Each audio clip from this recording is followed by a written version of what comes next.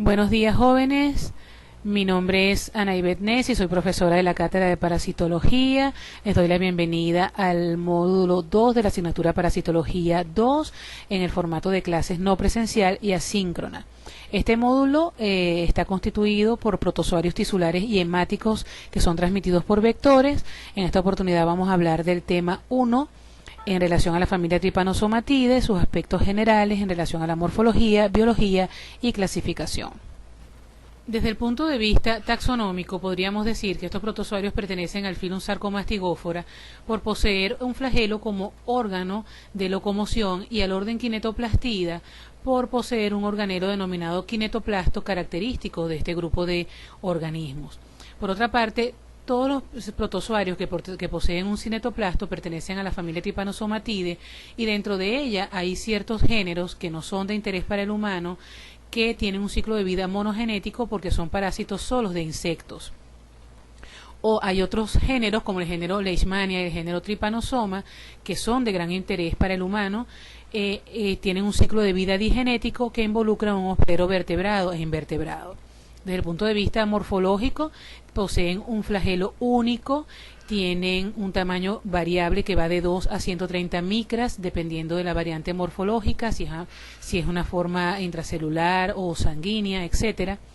El hábitat puede ser la sangre o los tejidos, y la mayoría de las especies tienen como hábitat permanente o temporal el tubo digestivo de los insectos. El tipo de reproducción es fisión binaria longitudinal, que tiene de característico que la división empieza por un proceso de división del núcleo por endomitosis, luego hay una división del cinetoplasto por su estrangulamiento a nivel de la porción media, y posteriormente la membrana plasmática se divide y cada organelo migra o viaja hacia un lado.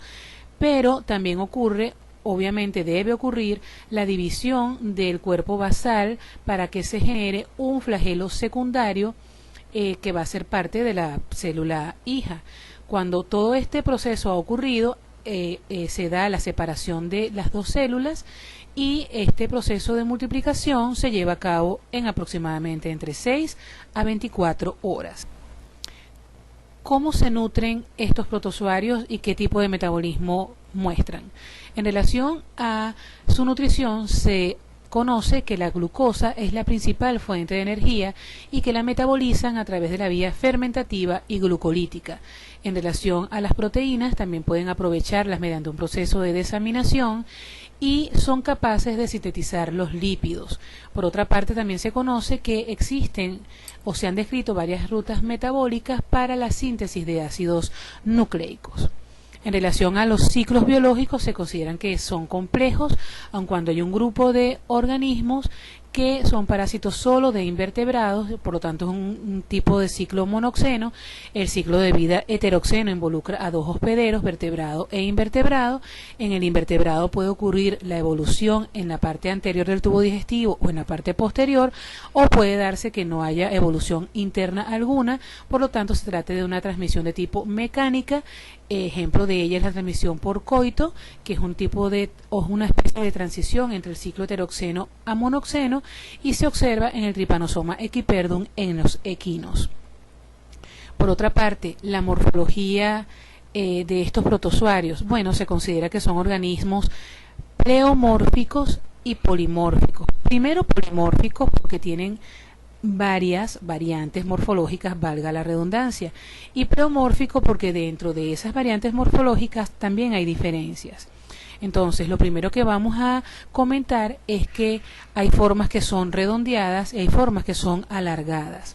Dentro de las formas que son alargadas, vamos a tratar de ubicar los organelos que son más importantes, como es el núcleo, luego el cinetoplasto y luego el flagelo. Entonces, de acuerdo a la ubicación del cinetoplasto en estas variantes morfológicas, es que se le da la denominación a cada una de ellas. Entonces, si ese cinetoplasto está ubicado por delante del núcleo, se considera que la denominación es de la forma promastigote, en la cual el cinetoplasto está delante del núcleo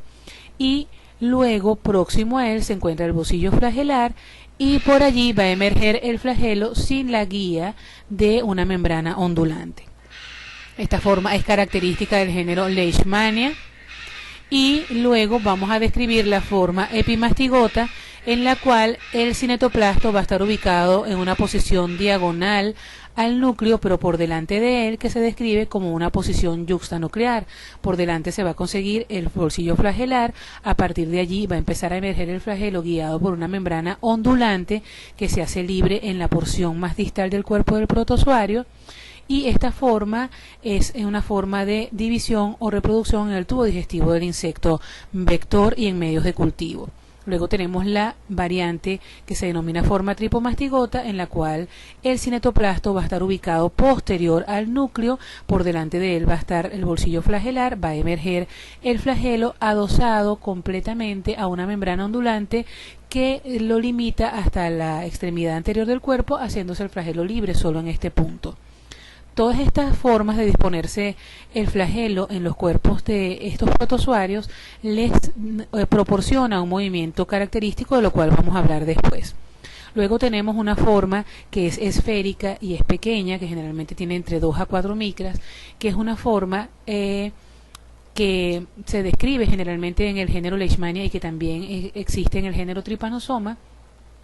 que es una forma que carece de movimiento por no tener flagelo, pero que su cinetoplasto se encuentra también ubicado en la parte anterior del núcleo, y por delante de él se encuentra el bolsillo flagelar, que contiene solo la porción intracitoplasmática del flagelo, que es el axonema. Entonces debemos recordar que esta es una forma de reproducción que se encuentra a nivel tisular y que es propia de los géneros tanto Leishmania como Trypanosoma. Entonces, dependiendo de la variante morfológica, sabemos su ubicación. Algunas pueden ser intracelulares, otras pueden ser sanguíneas y otras pueden estar en el tubo digestivo del insecto vector.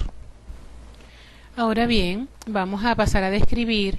los elementos que no podríamos describir con la ayuda del microscopio óptico, sino con el microscopio electrónico, y son los elementos ultraestructurales que nos permiten definir y entender un poco mejor la biología de estos protozoarios. En principio vamos a escribir de afuera hacia adentro algunos de sus constituyentes. Vamos a describir lo que es la membrana plasmática y vamos a decir, pues, con respecto a ella, que es la superficie externa del protozoario y que ésta va a estar cubierta por un material de naturaleza fibrilar que está constituido por glicoproteínas. También en la parte externa de esta membrana plasmática se ha descrito la existencia de un glucocálix que tiene aproximadamente 7 nanómetros de grosor y que está constituido por carbohidratos fundamentalmente, pero que eventualmente está asociado a proteínas y lípidos, formando glucoproteínas y glucolípidos. Estos elementos son bien importantes porque le confieren ciertas garantías al protozoario para desenvolverse en diversos ambientes. Acuérdense que los protozoarios que estamos conversando dentro del grupo de la familia Trypanosomatidae que importan al humano tienen una parte de su vida dentro de un insecto vector y otro dentro de un vertebrado, por lo cual son expuestos a los diferentes mecanismos de defensa de cada uno de estos hospederos. Entonces, en el caso del género Leishmania, los promastigotes del género Leishmania, se ha descrito unas glicoproteínas que se denominan LPG o que están constituidas por lipofosfoglicán, que en particular le confieren al parásito, por lo menos a nivel del insecto vector, la posibilidad de adherirse al intestino del insecto vector y le confiere a la forma evolutiva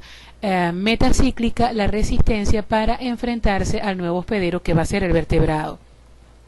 Y también tiene propiedades en mediar la evasión de la respuesta inmune. Por lo tanto, es un constituyente muy importante de la estructura que se encuentra en la estructura de la membrana plasmática del protozoario. Otro elemento importante es una glicoproteína que se denomina GP63, que es fundamental para cuando el protozoario está en la fase intracelular, le va a conferir la posibilidad de una unión a la célula macrofágica, le va a garantizar la supervivencia dentro de esta célula macrofágica, que es una célula de defensa que tiene una cantidad de herramientas para destruir a los organismos intracelulares, pero ustedes van a ver que en este caso el protozoario los aprovecha para garantizar su supervivencia, y por otra parte le confiere también inmunogenicidad y antigenicidad, que son propiedades bien importantes en el proceso de elaboración de alguna droga o vacuna que se tenga en mente para defenderse de estos protozoarios, pero de eso hablaremos más adelante. En el caso de Trypanosoma cruzi, lo que se ha descrito como elemento bien importante, aparte de tener abundantes componentes con estructuras de glucofatidil-inositol en su estructura, es una red de microtúbulos que corren paralelo al eje longitudinal del protozoario, que le va a conferir a esa membrana plasmática cierta rigidez, con la particularidad de que va a haber cierta parte de esa estructura corporal del parásito a nivel fundamentalmente del bolsillo flagelar, que es característico de la forma epimastigota, que es la única zona de la estructura corporal del parásito que va a estar libre de esos filamentos, que es la zona donde hay intercambio con el medio externo. Entonces, estas proteínas que están en la superficie del parásito siempre van a estar allí en forma constante. Bueno, algunas sí, otras no, otras se van a localizar en la superficie celular en el momento que se requieran y van a ser producto de un fenómeno de secreción. Entonces, dentro de esas glicoproteínas que van a estar a nivel de la membrana solo cuando el protozoario por su situación lo requiera, está la glicoproteína variable de superficie, que es característica del Trypanosoma brucei, que se constituye prácticamente una barrera física porque hay una gran variación de esta glicoproteína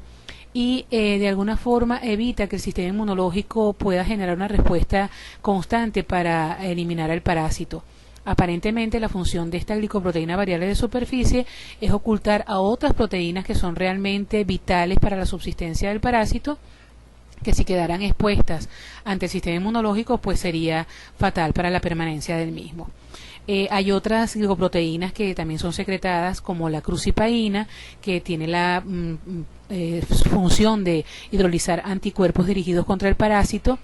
Otra glicoproteína como la serina de 75 kilodaltons, que a nivel del insecto logra hidrolizar algunos péptidos. Y en el caso de la glicoproteína TC80 tiene la funcionalidad de degradar el colágeno, por lo cual es importante para los procesos de penetración tisular, en el caso de Trypanosoma cruzi. Y se ha definido también este orden de ideas, glicoproteína que se denomina TDAF, el citoesqueleto, que es el factor acelerador de la degradación de los túbulos supramastigotes, que se disponen a lo largo de la membrana plasmática, que tiene la función de inactivar el sistema de complemento en la zona del bolsillo flagelar, y que la constitución de este flagelo en su parte de nacimiento a nivel del cuerpo basal, va a estar constituido por 9 tripletes de microtúbulos sin un par central, y luego se va a observar que a nivel del axonema, en la porción que está todavía en forma previa a la emergencia del flagelo, se va a observar que esos tripletes se hacen dobles y se conforma un par central, que es lo que se va a denominar la porción intracitoplasmática del flagelo o axonema.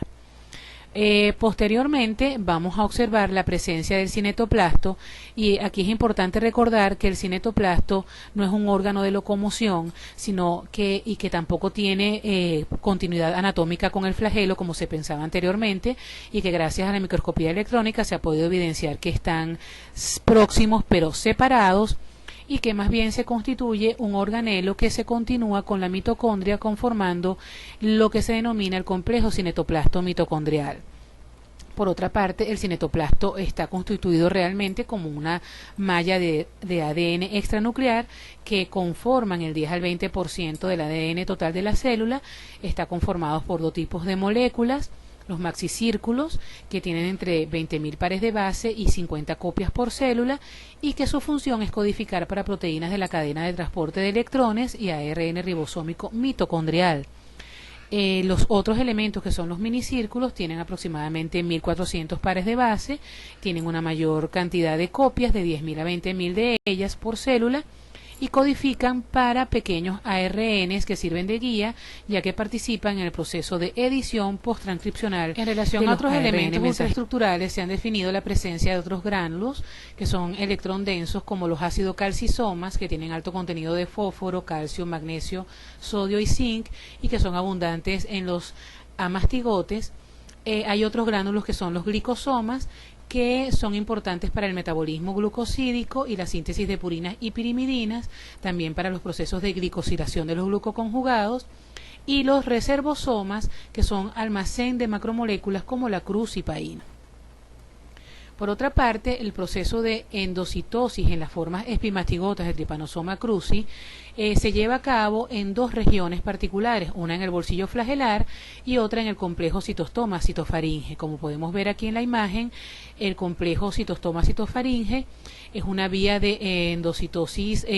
que se continúa con una pequeña red o ramificaciones de túbulos y vesículas que terminan de fundirse con la estructura que mencionamos anteriormente, que es el reservosoma. Un hecho importante entonces aquí a tomar en cuenta es la presencia de dos estructuras a través de las cuales se lleva a cabo el proceso de endocitosis en Trypanosoma cruzi. Ahora bien, ¿cuáles son los mecanismos de adaptación y sobrevida del protozoario una vez que pasa del insecto al hospedero vertebrado? Bueno, en principio la metaciclogénesis es un proceso que experimentan naturalmente los protozoarios en el insecto vector, llámese triatomino o flebótomo, y cuya finalidad es transformarlos en formas altamente infectivas y capaces de sobrevivir en el hospedero vertebrado, donde va a ser sometido a los ataques por parte del sistema inmunológico. Entonces, el proceso de metaciclogénesis lo tenemos todos en mente como que es un proceso de cambio físico, morfológico, pero en el caso de estos protozoarios se ha asociado con la expresión de ciertas moléculas que están implicadas en la virulencia, como es el lipofosfoglicán y las proteínas o proteasas de superficie como la GP63, de las cuales ya hablamos anteriormente. Una vez que el protozoario está dentro del hospedero vertebrado, ¿cómo resiste esta respuesta inmunológica? Bueno, a través de la elaboración de mecanismos de evasión, que en el caso de Trypanosoma brucei se han descrito como aquellos que le han permitido expresar alguna glicoproteína variable de superficie.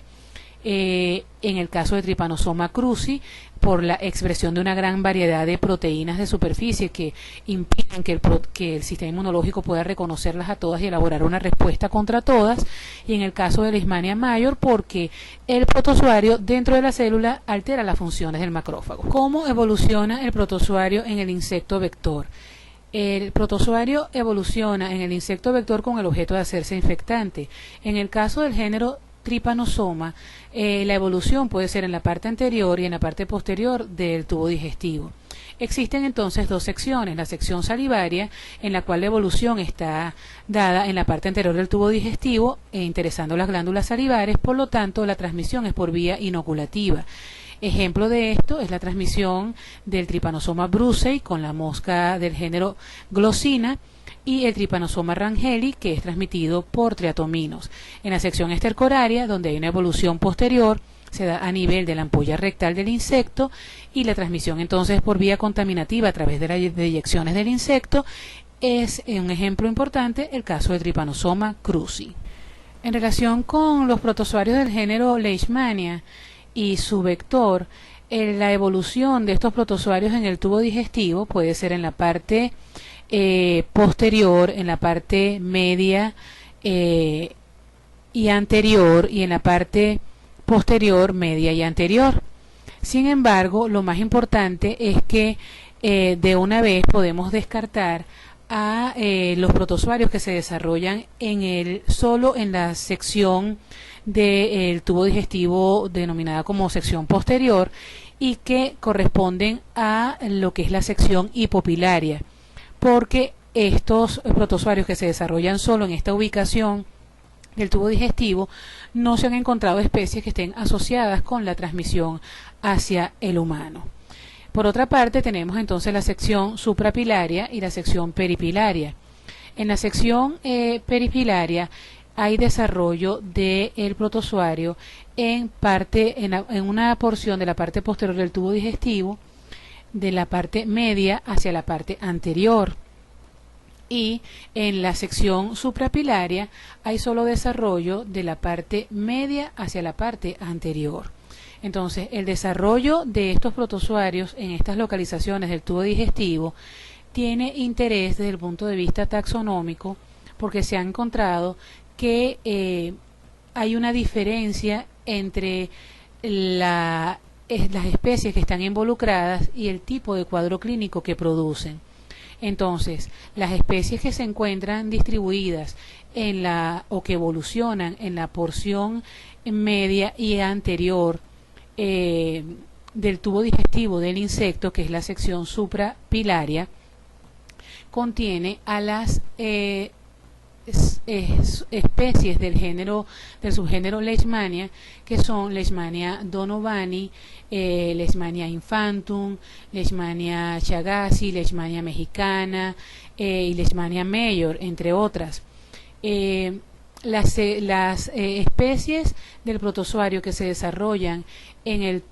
una porción del tubo digestivo que abarca una parte del tubo digestivo posterior, medio y anterior, se encuentran el subgénero Viagnia con 3 especies que son Leishmania brasiliensis, guyanensis y panamensis, cuyos cuadros clínicos para el humano también son distintos.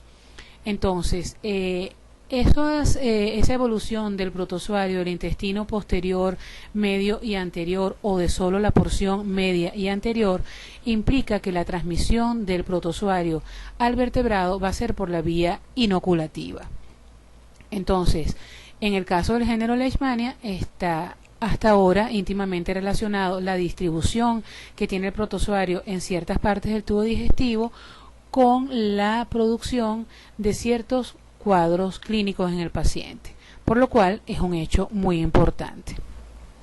Bien, con estos conceptos hemos dado fin a la parte de generalidades de la familia Trypanosomatidae, y esto es la base para poder comprender los siguientes temas que tienen que ver con la tripanosomiasis americana y con la leishmaniasis. Y bueno, seguimos a la orden para aclarar cualquier concepto.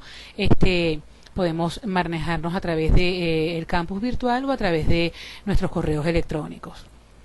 Gracias por su atención.